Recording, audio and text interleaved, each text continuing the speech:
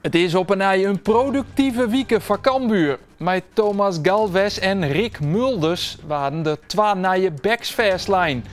Linkerverdediger Galvez wordt op een hier van Manchester City en rechterverdediger Mulders is kocht van FC Den Bosch.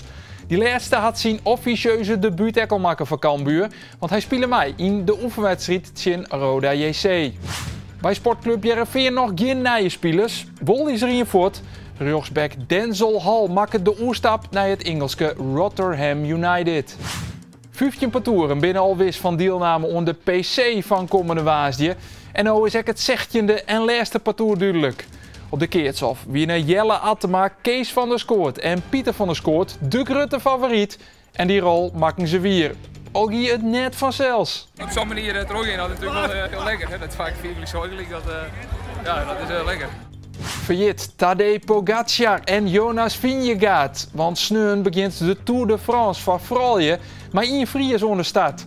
Anneke Dijkstra had haar pielkenjochten onder oren op etappe 4 van onkomende waasdje.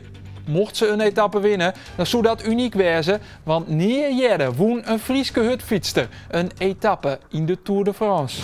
Ontsaf hier deze Omroep Friesland Sportflits. Sneun begint het SKS Koetsjesielen en vanzelfs is dat live bij u te volgen. Graag, want de volgende flits.